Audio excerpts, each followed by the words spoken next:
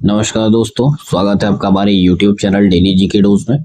आज है 12 जुलाई और 12 जुलाई से करंट अफेयर्स जितने भी इंपॉर्टेंट क्वेश्चन है हम लोग अपने सेशन में डिस्कस किया जाएगा। बहुत लंबा सेशन नहीं होता है, बहुत छोटा सा सेशन है, इसलिए वीडियो पूरा देखिएगा ताकि हर क्वेश्चन की डिटेल्ड एक्सप्लेनेशन आपको समझ में आती रहे। और जो भी बच्चे चैनल पे नए हैं, चैनल को सब्सक्राइब करिएगा, शेयर करिएगा। शुरू करते हैं, बहुत पंचायत नहीं करना आपने को। क्वेश्चन ऑफ द डे से कल का क्वेश्चन दिया था हमने कि जुलाई 2025 में किस भारतीय छात्रा को कॉमनवेल्थ यूथ पीस एम्बेसडर नियुक्त किया गया है। ऑप्शंस थे आपके मन्या सिंह, रितु कुमार, सुकन्या सोनोवाल या ऐश्वर्या भंडारी। तो करेक्ट आंसर था आपका option number C, Sukanya Sonowal. अब चलते हैं हम लोग आज के पहले सवाल पे। ध्यान रखिएगा, हर जगह से क्वेश्चंस आपको मिल जाएंगे, बट एग्जैक्ट क्वेश्चन या फिर कहा जाए कि बेस्ट कंटेंट आपको मैं यहाँ पे दूंगा, इस चीज की पूरी गारंटी है। कोई तामझाम नहीं, कोई फालतू का एक्स्ट्रा क्वेश्चन नहीं। जो क्वेश्चन आपके पीआईबी साइट पर आते हैं, जो भी न्यूज आपके पीआईबी के साइट पर आते हैं, वहां से उठा के टू द पॉइंट मैंने क्वेश्चन बनाना है। तो शुरू करते हैं पहले सवाल के साथ। संचार मित्र योजना किस मंत्रालय या विभाग द्वारा युवाओं को डिजिटल एम्बेसडर के रूप में सशक्त बनाने हेतु शुरू की गई है? Which department has launched the संचार मित्र योजना to empower youth as digital ambassadors? Options हैं आपके ministry of electronics and IT, department of telecommunications, ministry of education या फिर ministry of information and broadcasting. तो संचार मित्र योजना जो है वो आपका डिपार्टमेंट ऑफ टेलीकम्युनिकेशंस के द्वारा शुरू किया गया है। तो ऑप्शन नंबर बी करेक्ट है आपके इस क्वेश्चन का। दूरसंचार विभाग यानी कि डिपार्टमेंट ऑफ टेलीकम्युनिकेशंस ने देश भर में संचार मित्र योजना की शुरुआत की। युवा अब बनेंगे डिजिटल एम्बेसडर। छात्र स्वयं सेवक डिजिटल साक्षरता, साइबर सुरक्षा और टेलीकॉम अवेयरनेस फैलाएंगे, खासकर ग्रामीण और दूरस्थ इलाकों में। योजना की शुरुआत असम के 18 इंजीनियरिंग कॉलेजों के साथ साझेदारी से हुई है, जिसमें आईआईटी, ट्रिपल आईटी, एनआईटी जैसे संस्थान भी शामिल हैं। अगला सवाल है, हाल ही में यूनेस्को ने, ये बड़ा इंपॉर्टेंट सवाल है, हाल ही में यूनेस्को ने किन 3 अफ्रीकी विरासत स्थलों को खतरे में पड़े विश्व धरोहर स्थलों की सूची से हटा दिया है? मतलब यूनेस्को ने अपना, उसका एक श्रेणी होता है जिसमें खतरे में पड़े विश्व धरोहर स्थल, इनके नाम होते हैं अलग अलग देशों में जो भी खतरे में है, एक्सटिंक्ट होने की कंडीशंस में है, उनकी लिस्ट बनी होती है। उनमें से अफ्रीका के 3 ऐसे स्थल हैं जिनको हटा दिया गया है, उनके नाम आपको बताने हैं। ऑप्शन है आपके सेरेंगटी जो तंजानिया में है, लक्सर इजिप्ट में, फेज मेडिना मोरक्को में। सेकंड ऑप्शन है तिम्बुक्तू माली, गीजा इजिप्ट और सीरीन लीबिया में। ऑप्शन नंबर सी है आपका Victoria Falls Zambia, Alexandria Egypt, Tripoli Old Town Libya. या फिर लास्ट ऑप्शन है आपका अत्सिनानाना रेन फॉरेस्ट मडागास्कर में, अबू मीना इजिप्ट में, ओल्ड टाउन ऑफ घादामीज लीबिया में। तो करेक्ट आंसर है आपका ऑप्शन नंबर डी। ये 3 जो साइट्स हैं और 3 जगह के जो नाम आपको दिए ना, मेडागास्कर, इजिप्ट और लीबिया, इन तीनों को यूनेस्को के world heritage in danger list से बाहर निकाल दिया गया है। मतलब अब यहाँ पे खतरे की कोई बात नहीं है। 9 जुलाई 2025 को पेरिस में हुई यूनेस्को बैठक में 3 अफ्रीकी स्थलों को खतरे में पड़ी विश्व धरोहर सूची से हटाया गया है। ये स्थल कौन कौन से थे? तो अस्तिनानाना वर्षावन मेडागास्कर, अबू मीना मिस्र और ओल्ड टाउन ऑफ गडामीज लीबिया। संरक्षण कार्यों, सुरक्षा उपायों और स्थानीय सरकारों की मेहनत के कारण अब ये स्थल सुरक्षित माने जा रहे हैं। अगला सवाल, डीआरडीओ और भारतीय वायुसेना ने हाल ही में किस स्वदेशी मिसाइल का सफल परीक्षण किया जो आरएफ सीकर से सुसज्जित है? Recently, DRDO and Indian Air Force successfully test fired which indigenous missile equipped with an RF seeker? Option है आपके नाग, पृथ्वी 3, अस्त्र या आकाश एन। तो अभी भारतीय वायुसेना और DRDO ने अस्त्र मिसाइल का सफलतापूर्वक परीक्षण किया है। तो ऑप्शन नंबर सी करेक्ट है इस क्वेश्चन का। 11 जुलाई 2025 को DRDO और भारतीय वायुसेना ने उड़ीसा के तट से अस्त्र मिसाइल का सफल परीक्षण किया। यह स्वदेशी RF सीकर से लैस beyond visual range air to air missile है। यह 100 किलोमीटर से अधिक तक मार कर सकती है और सुखोई 30 MK1 से लॉन्च भी की गई थी। ये इंपॉर्टेंट क्वेश्चन है, साइंस और टेक का आ सकता है। मे बी चांसेस हैं 80 to 85% चांसेस हैं इन क्वेश्चंस के आने के। अगला सवाल, ये भी बड़ा इंपॉर्टेंट सवाल है जो कि हाईलाइट है। ये माइक्रोसॉफ्ट द्वारा हाल ही में किस AI सिस्टम को लॉन्च किया गया है जो प्रोटीन के व्यवहार का तेजी से विश्लेषण कर सकता है? What is the name of the AI system recently launched by Microsoft to simulate protein behavior rapidly? Option है आपके बायोइमू, जीनोमैप, न्यूरो AI या प्रोटोलिंक्स। तो माइक्रोसॉफ्ट ने हाल ही में एक नया AI सिस्टम लॉन्च किया जो प्रोटीन के व्यवहार का तेजी से विश्लेषण कर सकता है और उसका नाम है बायोइमू, यानी कि ऑप्शन नंबर ए करेक्ट है इस क्वेश्चन का। माइक्रोसॉफ्ट ने लॉन्च किया बायोइमू जो प्रोटीन के व्यवहार का AI से विश्लेषण करता है। यह सिस्टम सालों का काम सिर्फ कुछ घंटों में कर सकता है, जिससे ड्रग रिसर्च तेज होगी। और सत्या नडेला ने इसे बायोलॉजी में क्रांति लाने वाला टूल बताया है। अगला सवाल, सेमीकॉन इंडिया 2025 सम्मेलन का आयोजन भारत के किस स्थान पर किया गया है? कौन सा सम्मेलन है? सेमीकॉन इंडिया 2025 सम्मेलन।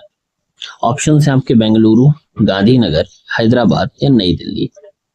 तो सेमीकॉन इंडिया 2025 जो सम्मेलन है इसका आयोजन हुआ है यशोभूमि में, नई दिल्ली के यशोभूमि में इसका आयोजन हुआ है। तो ऑप्शन नंबर डी करेक्ट है इस क्वेश्चन का।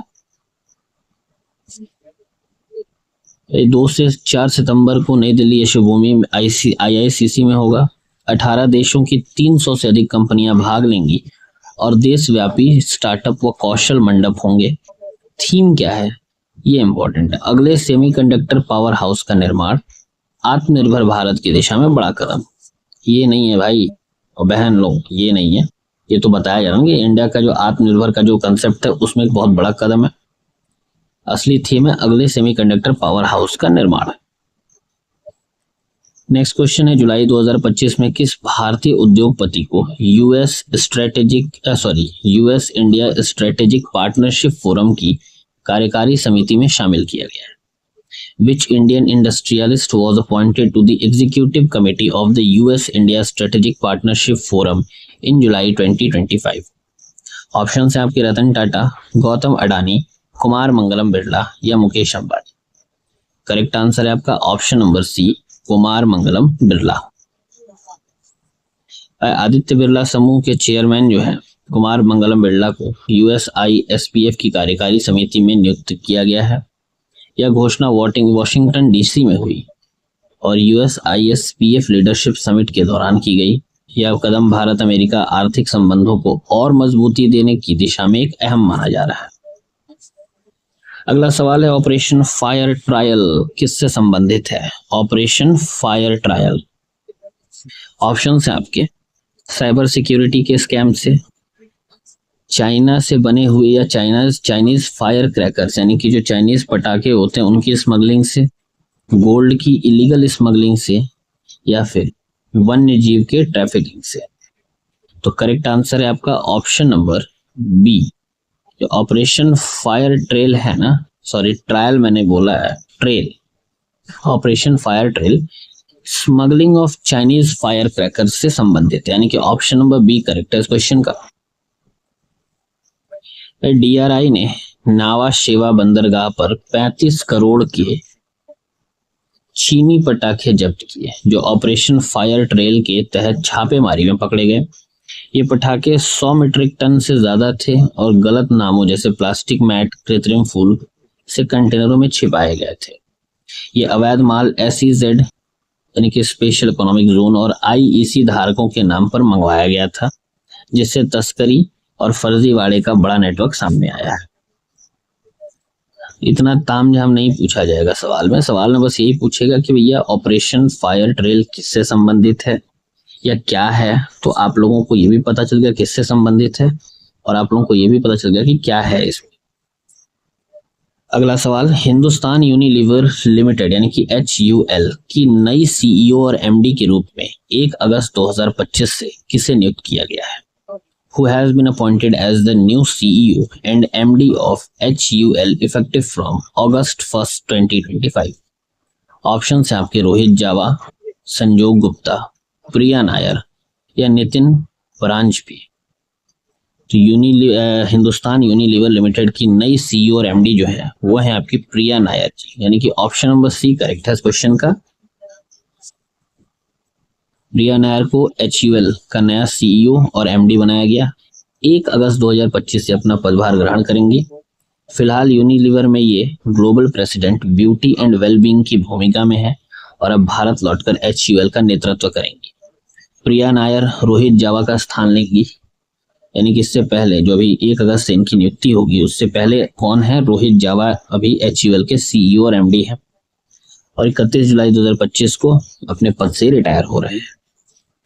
अगला सवाल, भारत सरकार ने किस श्रेणी के वाहनों के लिए पहली बार इलेक्ट्रिक ट्रक प्रोत्साहन योजना शुरू की है? इंपॉर्टेंट है क्वेश्चन ये। For which category of vehicles has the Indian government launch its first ever electric truck incentive scheme? Option है आपके LMV यानी कि light motor vehicles, electric 2 wheelers, hybrid buses या electric trucks N2 and N3 category. क्योंकि यहाँ पे पूछा है कि कैटेगरी कौन सी है वाहनों की, तो करेक्ट आंसर है आपका option number D, electric trucks N2 and N3 category के लिए पहली बार इलेक्ट्रिक ट्रक प्रोत्साहन योजना शुरू की गई है। भारत सरकार ने पहली बार ट्रकों के लिए 9.6 लाख रुपए तक का प्रोत्साहन शुरू किया ताकि हरित माल ढुलाई को बढ़ावा मिल सके। इस योजना का उद्देश्य डीजल ट्रक से होने वाले 42% ग्रीन हाउस गैस उत्सर्जन को कम करना है, जो कुल वाहनों का केवल 3% है। और यह योजना PM ड्राइव पहल का हिस्सा है, जो मेक इन इंडिया, हरित ऊर्जा और 2070 तक नेट जीरो कार्बन लक्ष्य की दिशा में एक बड़ा कदम है। अगला सवाल, भारत की पुरुष फुटबॉल टीम जुलाई 2025 की फीफा रैंकिंग में किस स्थान पर पहुंच गई है, जो 2016 के बाद से सबसे खराब प्रदर्शन, एकदम लीचड़ वाला प्रदर्शन है? ऑप्शन है आपके 120, 127, 133 या 139। तो अभी 2025 में इंडिया का फीफा रैंकिंग जो है वो है 133, जो 2016 की रैंकिंग के बाद से सबसे गंदा रहा है। अगला सवाल, सॉरी इसका डिस्क्रिप्शन देख लीजिए।